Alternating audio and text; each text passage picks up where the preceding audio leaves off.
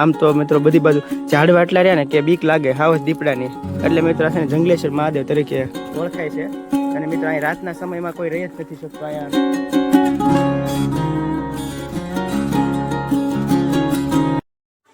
So hello દોસ્તો, welcome back to my new vlog. તો ફરીથી મારા નવા વ્લોગ ને વિડીયો અંદર આપણું હાર્દિક સ્વાગત છે. તો મિત્રો કેમ છે તમે બધા? મજામાં જ છો ને? હું પણ મજામાં જ છું. તો મિત્રો છે ને આજે કંઈક જવાના છે. એક જંગલેશ્વર મહાદેવનું મંદિર છે અહીંયા મહુવાથી છે ને 21 કિલોમીટરના અંતરે આવેલું છે. તો હમણાં મિત્રો અમે ત્યાં જવાના છે. મિત્રો તમને છે ને ત્યાં જઈને મહાદેવના સરસ મજાના દર્શન કરાવીશ. તો મિત્રો હવે આપણે હમણાં અહીંથી નીકળવાના છે અને આપણું બધું વસ્તુ છે અહીંયા.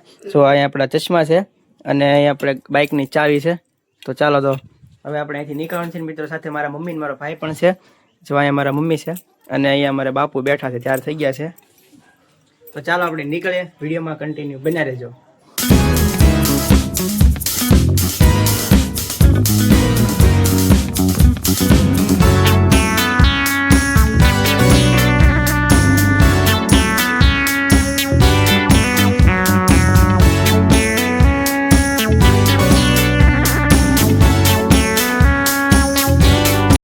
મિત્રો છે ને આપણે અત્યારે મંદિરે પહોંચી ગયા છે. આપણે આ રસ્તેથી આવેલા હતા.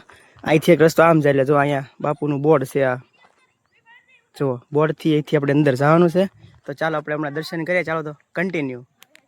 મિત્રો છે ને ફાઇનલી આપણે અત્યારે પહોંચી ગયા છીએ જંગલેશ્વર મહાદેવના મંદિરે. તો આપણે અહીંથી રસ્તેથી આવ્યા હતા. અહીંયા આપણી ગાડી પાર્ક કરેલી છે. જો અહીંયા છે ને મિત્રો અહીંયા આવી રીતના પાર્કિંગ છે. જો તો અહીંથી આપણે અંદર જવાનું છે હમણાં અંદર. મિત્રો આપણે અંદર જઈએ છીએ હવે ધીમે ધીમે. અહીંથી અમારા સાથે જો વૈભવભાઈ ને આવી ગયા છે, મારા માસી સાથે છે અને અહીંયા અમારે બધા જાય છે, બાપુ ને બધા. તો ચાલો મિત્રો હવે આપણે અંદર જઈએ, ધીમે ધીમે દર્શન કરાવું ને. જો આ સાઈડ જ્યાં દેખાય ને હનુમાનદાનું મંદિર છે, આપણે હમણાં ત્યાં જઈએ.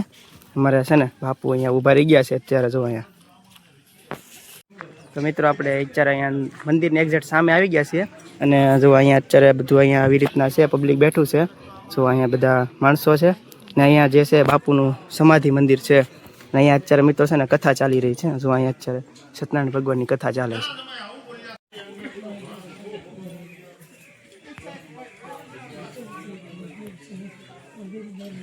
તો મિત્રો ચાલો આપણે મહાદેવના દર્શન કરવા જઈએ.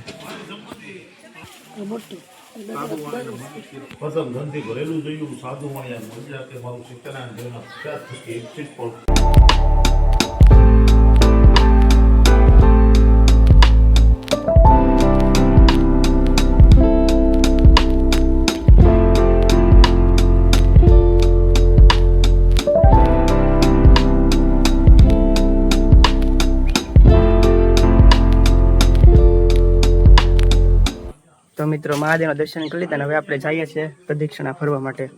જો આવી રીતે જો બધું આમ મિત્રો છે ને ચારેકોર એકલા ઝાડવા જ છે, એટલે તો અહીંયા જંગલેશ્વર મહાદેવ તરીકે ઓળખાય છે. જો સામે જે દેખાય છે ને ત્યાં આપણે હનુમાનજીના દર્શન કરવા હમણાં જાશું. જો અહીંયા છે હનુમાન દાદા. જો અહીંયા છે આગળ. તો અહીંથી આપણે પ્રદક્ષિણા પહેલા ફરી લઈ.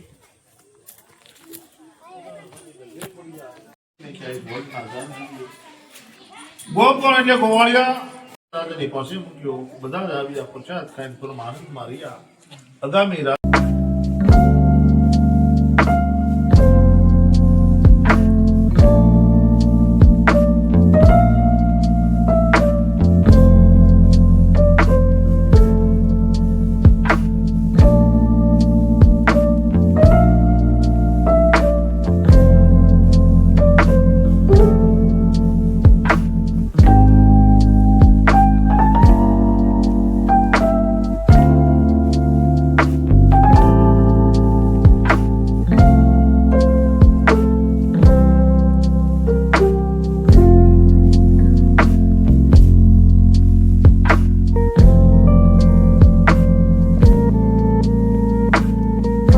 મિત્રો મંદિરની છે ને બહારની સાઈડ આપણે આવ્યા છે ને અહીંયા છે ને શાંતાગીરી બાપુનું સમાધિ મંદિર છે. તો અહીં દેખાડી દઉં. જો બાપુની આ મૂર્તિ છે.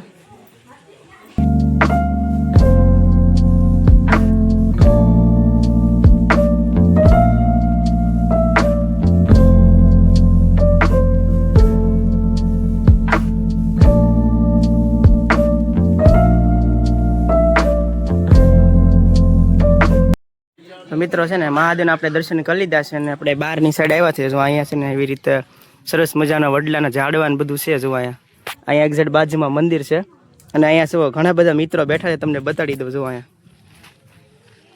તો આપણા બધા મિત્રો છે અહીંયા 3 મિત્રો આ બાજુ બેઠા છે જો સબસ્ક્રાઇબ કરી દેજો બધાય. તો મિત્રો આપણે બાપુના સમાધિ મંદિરના દર્શન કરી લીધા અને મહાદેવના દર્શન કરી લીધા. હવે મિત્રો છે ને આપણે જઈ રહ્યા છીએ કે સરસ મજાનું હનુમાનદાનું મંદિર છે. જુઓ આપણે છે ને આ રસ્તેથી આવીએ છીએ, જો અમે બાઇક પડી છે ત્યાંથી છે ને આ સાઈડની આ બાજુના ભાગમાં છે એક હનુમાનજીનું મંદિર. તો આપણે ત્યાં જઈએ છીએ ને મિત્રો. અહીંયા છે ને જંગલ છે ને એવું, એટલે અહીંયા એમ લાગે કે છે ને વન્ય પ્રાણી અવર જવર ક્ષેત્ર છે એમ કહે છે અહીંના લોકો. એમ કહે કે દીપડા ને એવું પણ આ સાઈડ હોય છે, પણ તોય આપણે દર્શન કરવા જઈએ છીએ કારણ કે અત્યારે તો દિવસ છે એટલે બહુ નક્કી ન હોય આ સાઈડ. અહીંયા જો આ બાપુ જાય છે, અહીંયા આગળ છે જુઓ મંદિર. તો આપણે જઈએ છીએ હનુમાનજીના દર્શન કરવા. અમારા જો બધા આવે છે પાછળ, જો અમારા વૈભવભાઈ ને બધા, મારા મમ્મી છે, અમારા ઓલી માનસી બેન આવે છે પાછળ જુઓ. અમે બધા અહીંયા સાથે છીએ. મારા માસી છે પણ અહીંયા ઓલી બાજુ બેઠા હતા. તો અમે પહોંચી ગયા છીએ. તો મિત્રો છે ને આપણે હનુમાનદાના મંદિરે પહોંચી ગયા છીએ. નાનીમથી દેરી છે હનુમાનદાની, અહીંયા પણ સરસ મજાની છે. જુઓ તમે, જો અહીં અંદર હનુમાન દાદા છે તો દર્શન કરી લઈએ આપણે. તમે પણ દર્શન કરી લો. જય હનુમાન દાદા.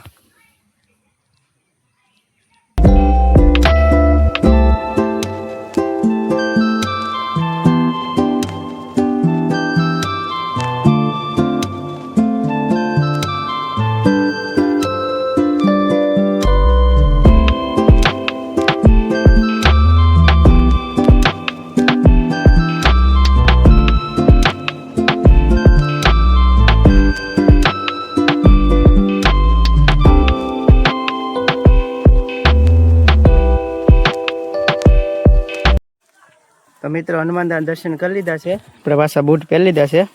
તો મિત્રો જઈએ છીએ હવે પાછા બહારની તરફ.